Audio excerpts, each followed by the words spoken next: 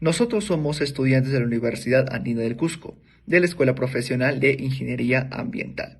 Nuestro grupo está conformado por Arana Tupayupanqui, Marjorie Mayumi, Cabrera de los Ríos, Gabriela, Loaiza Vargas, Carlos Antonio y por mi persona, Nina Asto, Carlos Andrés. Nuestro tema es métodos y técnicas de muestreo físicos, químicos y biológicos, correspondientes al curso de contaminación de agua dirigido por el profesor Teodoro Warwa Chipani. Introducción. En este trabajo se buscará analizar los conceptos que abarcan. Asimismo, buscará informar a las personas sobre para qué sirven los métodos de muestreo y técnicas de muestreo. El concepto de calidad de agua está relacionado con la presencia o ausencia de cuerpos extraños al sistema natural y que generan la contaminación. Esta última entendida como la introducción directa o indirecta de sustancias o energía que ocasionen un efecto negativo en los ecosistemas. ¿Qué es muestreo de agua? Según el MINAM, muestreo de agua consiste en la actividad dirigida a la recolección de una pequeña porción del total de la masa, de manera que ésta represente lo más fidedignamente posible la calidad de esta muestra, en el lugar y el momento de la obtención de esta. Objetivos del muestreo de agua. Principalmente tenemos la identificación del cambio en la calidad bacteriológica, parasitológica, físico y química de la calidad del agua. Ahora, otro de los objetivos que tiene el muestreo de agua es la toma de decisiones oportunas, ya sea dentro de lo preventivo, correctivo, la fiscalización y la sanción. Tipos de muestreo de agua. Según la Autoridad Nacional del Agua, conocida como ANA, existen 3 tipos de muestreo de agua. Tenemos el muestreo simple o puntual, el muestreo compuesto y el muestreo integrado. El muestreo simple o puntual consiste en la toma de una porción de agua en un punto y lugar determinado para su análisis individual. Muestra compuesta. Esta resulta ser la mezcla homogeneizada de varias muestras simples, recolectadas pero durante un periodo determinado. Esto quiere decir que esta muestra va a ser tomada ya sea en diferentes días, meses o estaciones del año. Ahora, el muestreo integrado. Este muestreo de agua se realiza mediante una homogenización de muestras puntuales o simples, pero también sean realizadas en un determinado tiempo o también sean realizadas en diferentes lugares. Parámetros recomendados en el monitoreo de la calidad del recurso hídrico superficial. Los parámetros que están impuestos para el recurso hídrico están decretados por el MINAM. Esos parámetros son los parámetros mínimos recomendados para el monitoreo de la calidad del recurso hídrico superficial. Dentro de esos parámetros tenemos parámetros de campo, parámetros químicos físicos y parámetros microbiológicos. Dentro de los parámetros de campo, como vemos en el gráfico del costado, tenemos el pH, la temperatura, la conductividad y el oxígeno disuelto. También tenemos dentro de los parámetros químicos o físicos la demanda biológica de oxígeno, aceites y grasas, diferentes metales pesados. Esto es lo principal, los diferentes metales que se encuentran dentro del recurso hídrico. Hablemos de los requerimientos que son necesarios para hacer el muestreo de agua. Según el ANA, se debe realizar un muestreo de agua con anticipación y una determinada preparación. Para esto se requieren diferentes materiales o requerimientos. Necesitamos medios de transporte, necesitamos materiales básicos como son frascos, botellas, baldes de plástico, recolectores transparentes, uso de guantes, cascos, cintas adhesivas, zapatos de seguridad y todo lo demás. También dentro de eso necesitamos equipos, por ejemplo GPS, cronómetros, celulares, los cuales nos van a ayudar a tomar fotografías, a tener una determinada ubicación. También de eso necesitamos los diferentes permisos para realizar una muestra de agua, ya sea en diferentes ríos, lagos o estanques. Necesitamos ciertos permisos que nosotros debemos tramitar antes de entrar a diferentes zonas y hacer el muestreo de agua. Número de muestras al determinar. Uno de los aspectos principales de la planificación de los trabajos de campo es la elección de un mínimo de muestras al determinar o analizar, para que el muestreo del vertido de aguas residuales resulte estadísticamente representativo. Y además debemos tomar en cuenta los diversos parámetros que varían con el tiempo, por lo que si esta muestra es in situ deben preservarse mediante aditivos que varían según el compuesto específico. Concepto de los indicadores biológicos. Los bioindicadores son sensibles a los cambios ambientales y a las reacciones a ellos, como si fueran estímulos específicos. Los estímulos absorbidos provocan respuestas en los bioindicadores, que dan información tanto acerca de los cambios ocurridos como en ocasiones de nivel y de intensidad del cambio ambiental. Por ejemplo, en el caso de una planta que es contaminada por un tóxico ambiental. Bioindicadores. Los organismos bioindicadores que habitan en el agua se utilizan para evaluar los cambios de nivel ambiental y analizar la calidad del ecosistema. A estos organismos se les denominan indicadores biológicos o bioindicadores de calidad de agua. Los indicadores comúnmente utilizados en el monitoreo de calidad de agua son el bacterioplancton, el fitoplancton, el perifitón, las macrofitas y los peces.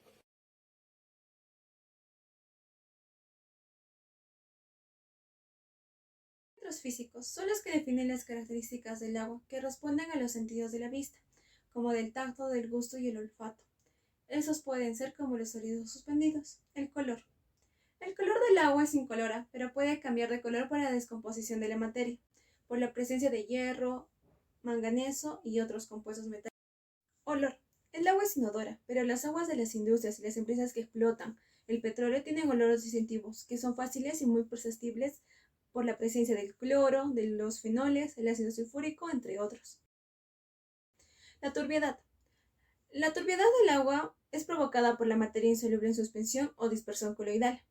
Se utiliza para indicar la calidad de agua y la eficiencia de la filtración para así determinar si hay presencia de organismos. La temperatura. La temperatura del agua es un parámetro muy importante para el desarrollo de la vida acuática. Sin embargo, las elevadas temperaturas implican la aceleración de la putrefacción, con lo que aumenta el DBO y disminuye el oxígeno disuelto. Los sólidos suspendidos son pequeñas partículas sólidas que permanecen en suspensión, como un coloide, y no pueden quitarse por medio de la deposición. Son importantes en el control de procesos de tratamiento biológico y físico de aguas residuales. TDS o sólidos totales disueltos es un índice de cantidad de sustancia disuelta en el agua. Se mide por partes por millón. Los principales aniones inorgánicos disueltos en el agua son los carbonatos, los bicarbonatos, los cloruros, los sulfatos y nitratos. La conductividad es la capacidad de transportar la corriente eléctrica y permite conocer la concentración de especies iónicas. Parámetros químicos son los más importantes para definir la calidad de agua, para ver si es que el agua ha recibido vertidos urbanos o industriales. El pH se define como el logaritmo del inverso de la concentración de protones. Los valores extremos de pH pueden originar la muerte de peces, alteraciones en la flora y fauna o cambios secundarios. La dureza es la cantidad de iones de calcio y de magnesio presentes. Este parámetro nos indica si el agua es blanda o dura. El DBO, o la demanda bioquímica de oxígeno, es la cantidad de oxígeno necesaria para descomponer la materia orgánica presente. Por la acción de la bioquímica aerobia, expresan la materia orgánica, pero no indican su composición, la cual es muy variada. La demanda química de oxígeno es la cantidad de oxígeno consumido por los cuerpos presentes en el agua, sin la intervención de los organismos vivos. De la concentración de oxígeno en el agua, usando como referencia el 100% de saturación del oxígeno en el aire. La cantidad de oxígeno disuelto en agua tiene una gran incidencia en el desarrollo de la vida y de muchos procesos que se dan en el medio acuático. El fósforo y los fosfatos. El fósforo en un cuerpo de agua permite la formación de biomasa, la cual requiere un aumento de demanda biológica de oxígeno para su oxidación aerobia. Los aceites y las grasas son insolubles en el agua, pero pueden existir en forma emulsionada o saponificada. Según su mezcla con los hidrocarburos, da un aspecto de arco iris. Pesados. Se encuentran los elementos de toxicidad como el cadmio, el cromo, el mercurio, el plomo, entre otros. Su presencia en el agua es generalmente por un vertido de tipo industrial, ya sea por la actividad natural como la humana. Su presencia o ausencia nos informa del estado ecológico del medio. Por ese motivo, estos organismos son llamados bioindicadores, los coliformes totales y fecales. Pueden encontrarse tanto en las heces como en el medio ambiente. Escherichia coli abunda en las heces de origen animal y humano. Se halla en las aguas residuales. Pertenece a la familia de las enterobacteriasas. Posee enzimas como la beta-galactosidasa y esta se desarrolla a 44 a 45 grados Celsius en medios complejos. Se fermenta la lactosa de esta manera liberando ácido y gas. Las salmonelas. Las salmonelas son criaturas vivas microscópicas. Viven en zonas intestinales de los seres humanos y de otros animales, como el de los pájaros. Las salmonelas son transmitidas generalmente a los seres humanos al ingerir alimentos contaminados con las heces de animales.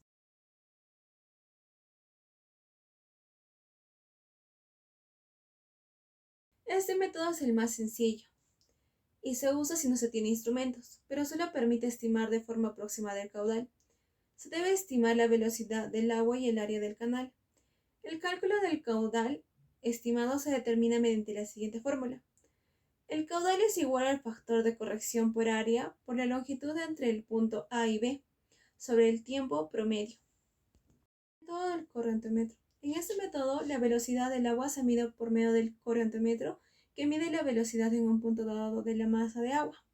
Volumétrico. Este método se utiliza para determinar caudales de manantiales, es decir, caudales muy pequeños, que en proyectos de riego se utiliza para poder determinar la capacidad de un reservorio para ser almacenado con agua de manantial. Para tomar en cuenta, se debe incluir las medidas de seguridad para lograr el acceso a un punto de monitoreo, según lo requiera, como el uso de arnés, cuerdas, guantes, casco, y siempre y cuando sea necesario, para poder preservar la vida. Tener en cuenta la definición correcta de los puntos de muestreo. Verificar las horas de muestreo especialmente para análisis de aguas residuales. Técnicas de muestreo. Muestreo para análisis físico. El frasco debe ser de plástico, de 1 litro de capacidad, de primer uso con tapa rosca y de boca ancha. Se deben enjuagar los frascos con agua a ser recolectada 3 veces con la finalidad de eliminar posibles sustancias existentes en su interior. Agitar y desechar el agua de lavado. Llenar hasta el límite del frasco, luego tomar la muestra y cerrar herméticamente. Para finalizar, rotular la muestra. Muestra para análisis de metales. El frasco debe ser de plástico de 1 litro de capacidad, de primer uso, con tapa rosca y de boca ancha. Enjuagar los frascos con agua para ser recolectada 2 a 3 veces, con la finalidad de eliminar posibles sustancias existentes en su interior. Agitar y desechar el agua de lavado. Se debe llenar hasta el límite del frasco. Luego de ser tomada la muestra y dependiendo del tipo de análisis que se quiere ejecutar, se añade un preservante adecuado para luego ser cerrado herméticamente. Al finalizar, rotular la muestra. Muestra para análisis microbiológico. Para sacar una muestra de análisis microbiológico se necesita un recipiente estéril y en la parte superior de la tapa tiene una capa de aluminio protectora. Se debe usar una muestra simple. Es importante no usar un muestrador ni otro recipiente, sino sacar la muestra directamente en el frasco estéril. Para tomar la muestra, primero se debe de abrir el frasco, y para recolectar la muestra de agua se debe sostener el frasco por la parte inferior, y de esta manera sumergirlo hasta una profundidad de 20 centímetros. Se debe rellenar con agua, dejando un espacio, no hasta el límite, ya que los microorganismos pueden morir. Una vez tomada la muestra, se cierra inmediatamente y luego se rotula. Conservación de muestras. Según los métodos analíticos convencionales, se debe mantener la temperatura por debajo de 10 grados centígrados para la preservación de muestras de agua para el análisis microbiológicos por un periodo máximo de 6 horas, para aguas no potables y 30 horas para lo que serían las aguas de consumo. Aunque explícitamente no hace referencia a una carga orgánica, la diferencia del tiempo de preservación puede estar relacionada. La demanda biológica de oxígeno. La DBO o la demanda biológica del oxígeno son uno de los parámetros más importantes en la caracterización de medición de grado de contaminación de las aguas residuales. Es la cantidad de oxígeno que los microorganismos, especialmente bacterias, tanto aeróbicas como anaeróbicas, hongos y plancton, consumen durante la degradación de las sustancias orgánicas contenidas en la muestra. Se utilizan para medir el grado de contaminación. La demanda biológica de oxígeno es un proceso biológico y por lo tanto es delicado y requiere mucho tiempo, ya que esto se lleva a un proceso en el cual la descomposición depende muchísimo de la temperatura y se realiza a 20 grados centígrados durante 5 días de manera estándar, denominándose DBO5. El carbono orgánico total es un parámetro que se utiliza para valorar la calidad del agua de un determinado lugar. Generalmente, esta sustancia se origina de forma natural en plantas y animales, como resultado de su metabolismo, excreción y descomposición. No obstante, los efluentes de las industrias que utilicen compuestos orgánicos también son una fuente significativa de emisión de TOC al ambiente. Métodos fisiológicos y bioquímicos. El agua es un compuesto esencial para la vida, hasta el punto de que ésta no sería posible sin ella, ya que se utiliza en la alimentación de los seres vivos, en la agricultura, en la ganadería, en la industria, entre otros. El agua es el medio en el cual se produce la mayoría de las reacciones químicas y bioquímicas que son fundamentales para la vida. El volumen del agua presente en los seres humanos depende mucho de la edad y el tipo de tejido, ya que este contenido es superior en el hombre que en la mujer, ya que un promedio está en torno a un 65%. Este volumen de agua sirve para transportar sustancias y como regular de la temperatura corporal.